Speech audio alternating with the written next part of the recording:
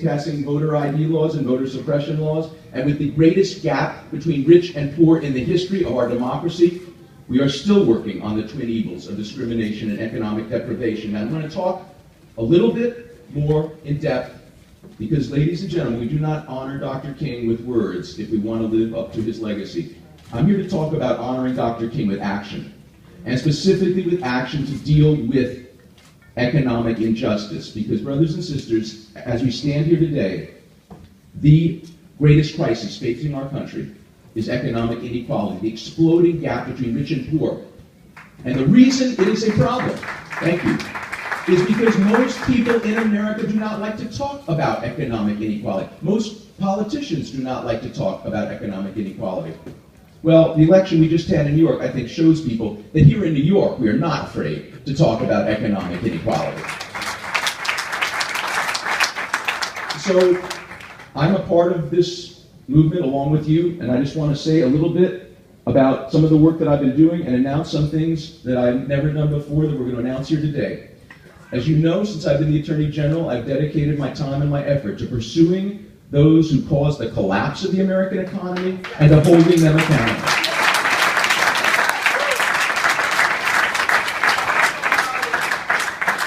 And ladies and gentlemen, let's not let them rewrite history, which they are very good at doing. This was not a natural disaster. This was not an earthquake or a plague from God. The economy blew up because a number of people in financial services created a bubble and crash in the housing market that brought this country and the world to its knees. And they cannot rewrite that history.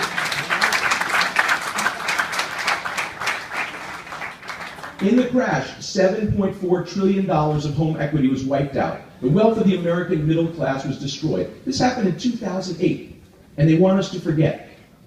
We're not forgetting. And with your support and help, we're actually reminding them. This crash hurt people in communities of color worse than it did white communities. The median white family lost 34% of their household wealth. The median Latino family lost 66%. And the median black family lost 80% of their household wealth in the crash. Because our government told people, get a home, be a homeowner. Put your wealth in the equity of your house, and then deregulated the markets and let these guys blow it up. Well, ladies and gentlemen, I know what they did. They know what they did. And I'm happy to say today, they know I know what they did.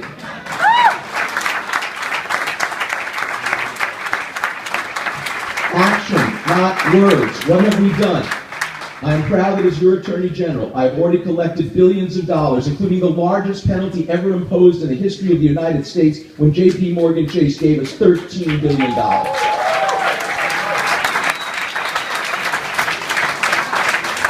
Action, not words. Of that $13 billion, over $1 billion is coming to help people in the state of New York. And with the money we've collected so far, we've already set up programs, because I am your lawyer. And I realize sometimes you think Michael Hardy is your lawyer, occasionally Cy Vance is your lawyer, but I am your lawyer.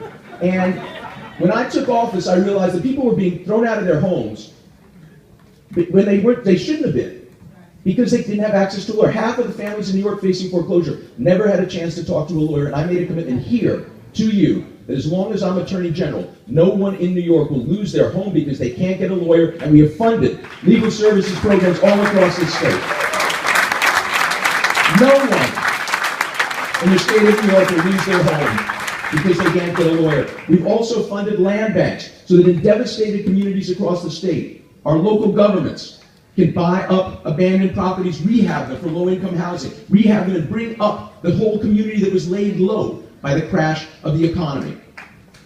And today, in honor of Dr. King and my great appreciation for your support, because believe me, ladies and gentlemen, I wouldn't have gotten any of these things done without you. When I started this process, I faced resistance from dozens of state attorneys general and for some in the federal government. But with the support of the National Action Network, with the support of my brothers and sisters in labor and activists across America, we got things turned around, and the President of the United States pulled everyone together and set up an unprecedented state-federal task force to go after these guys, and I may be the chair of it. I'm honored to hold that post, and I will tell you, pursue them we have, and pursue them we will.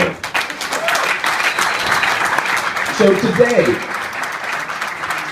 In honor of Dr. Martin Luther King, his legacy, and our movement that is now challenging once again discrimination and economic deprivation, I'm announcing 2 new programs. We will continue to expand legal services. We'll continue to expand land rights. We will continue to fund state programs through DHCR and legal services that are being run out of other state agencies. We're all working together, contrary to what some may read in the New York Post.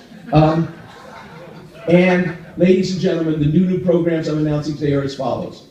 We have enough money now to help people who do not qualify for modifications because they owe $1,000 or $2,000 of medical debt or credit card debt.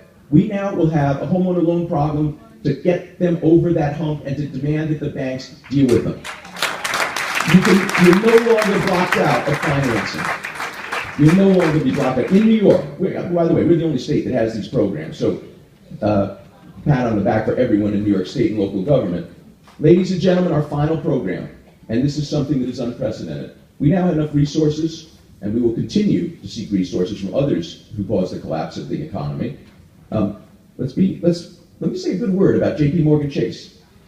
Great New York bank, they're the first ones to come to the table and say, you know what, let us take our punishment. History will look back on this and say, wow, everybody else should have gotten to that table faster. And I assure you that is true. But with the money we got from them, with the KEST funds, which is what we call the J.P. Morgan Chase money, we are able to now negotiate with the big holders of thousands of mortgages, BlackRock, PIMCO, these other major firms, and get them to write down loans by the hundreds, if not thousands. We are now taking this to a bigger level, and with your support, we will continue this effort. Action, not words, ladies and gentlemen. This is my small part in the broader movement. And let me close with this. As Reverend Sharpton reminds us, as Dr. King always reminded us, none of us can do this alone. None